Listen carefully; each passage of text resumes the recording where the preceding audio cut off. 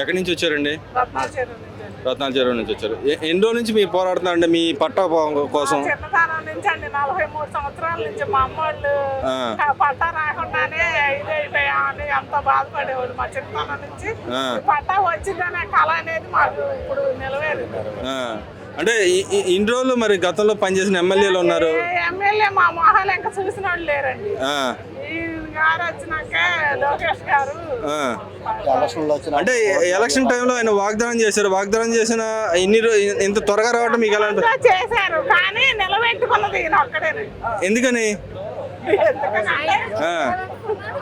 అంటే గత ప్రభుత్వాలు ఉన్నాయి ఆక్రమించుకున్న స్థలాలని చెప్పి కొంత గవర్నమెంట్ స్థలాలు అని చెప్పి ఇచ్చేవాళ్ళు కాదు.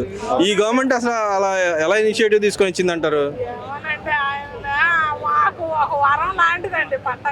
అంటే లోకేష్ గారు మీ సాధక బాధలు ఆయన తెలుసుకుంటా ఉన్నారు ఎప్పటికప్పుడు. తెలుసుకుంటున్నారండి. ఏ ఇబ్బంది లేదు మాకు. అసలు లోకేష్ లాంటి మనిషి ఇన్నాళ్ళ నుంచి మాకు రాబోటానికి మా దరిద్రం ఎట్లా ఉంది ఇప్పుడు వదిలిందని మేము అందరం సంతోషపడుతున్నాం. మరి గతంలో ఎమ్మెల్యే గారు అన్నారు నేనుంటే అవన్నీ వాగ్దానాలండి. నాయకులు ఎంతమంది ఉంటారండి? మరి ఈయన స్టాండర్డ్ నిలబడతాడు, మాట మీద నిలబడతాడు. ప్రమాదం పడుతుంటే అసలు రత్నాల చెరువు అయితే లోకేష్ గారు అయితే బ్రహ్మరథం పడతారండి. అంటే జగన్మోహన్ రెడ్డి గారు అంటున్నారు ఈ గవర్నమెంట్ అసలు మాట నిలబెట్టుకునేది కాదు అని చెప్పి అంటున్నారు. అవో కదండి, ఎన్నో మాట్లాంటారు, అన్నంత అవో కదా. మరి వచ్చే ఎలక్షన్ లో నేనే గెలుతాను, ఒక సీటే ఉంటది వీళ్ళకి అని చెప్పి అంటున్నాడు. కానీ నిజంగా ఒక సీటే అవుతుంది వీళ్ళకి? అంటే ఎక్కడికి వెళ్తాడు అంటారు ఆయన? మనకు తెలీదు. జనం చేతిలో ఉంది ఏదైనా. గుండెల్లో నిలిచిపోయే మనిషి లోకేష్ గారు. అంటే లోకేష్ గారికి కంచుకోట అయినట్టేనా ఇక్కడ? అంటే ప్రజల మనసు గెలుచుకున్నాడు ఆయన. మరి ఈ గవర్నమెంట్ పరిపాలన ఎలా అనిపించిందమ్మా ఈ 9 నెలల పరిపాలన?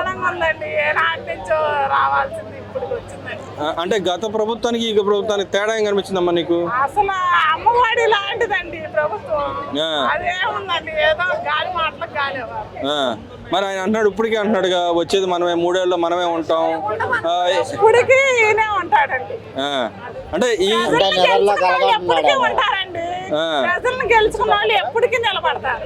గెలుచుకున్న వాళ్ళు సోదరులకు లేకుండా వెళ్ళిపోతారు. అంటే మరి ఆయన గెలుచుకోలేదా? గెలుచుకుంటారు. 10 ఏళ్ళు పరిపాలించాడు.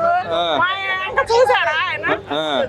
మమ్మల్ని 1 సంవత్సర కాలంలో 10 నెలల్లో మా బాతుకులు ఏంటో అన్నది ఆయన బయట తీసి ఇళ్ళ పట్టాలు ఇచ్చి మమ్మల్ని పుట్టింటోళ్ళు ఇవ్వకుండా ఇచ్చిన వాళ్ళు కూడా ఇట్లా పట్టు చీరలు పెట్టి పసుపు ముక్క పెట్టి ఏ ఇంటికి వెళ్ళినా భోజనం ఇలా ఎవరిస్తారండి. అంటే జగన్మోహన్ రెడ్డి గారు వాళ్ళు కూడా చేయరు, అంత బాగా చేశారు. అంటే ఒక మీ తమ్ముళ్ళు అంటే లాగా పనిచేస్తున్నారని అన్నాడు గతంలో మీ అక్క. నిలబెట్టుకున్నాడు మాట. అదే మరి చంద్రబాబు నాయుడు గారు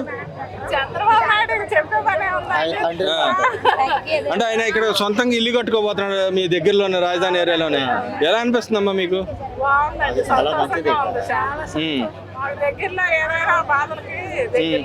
అంటే గతానికి ఇప్పటికి మీరు చెప్పుకోవడానికి బాధలు చెప్పుకోవడానికి ఎవరన్నా దేవుడిచ్చిన వరం అండి. దేవుడు మా బాధలు కనిపెట్టి వరాన్ని పంపించాడు. అంతే, వరాన్ని ఇచ్చాడు అంటారు. ఓవరాల్ గా గవర్నమెంట్ మీద ఏం చెప్తావు అమ్మా? ఈ 10 నెలల పరిపాలన మీద ఏం చెప్తావు? అసలు ఎలాంటి పరిపాలన కావాలండి ప్రజలకి? ఎన్ని శుద్ధి మాట్లాడు, ఎలాంటి పరిపాలన కావాలి?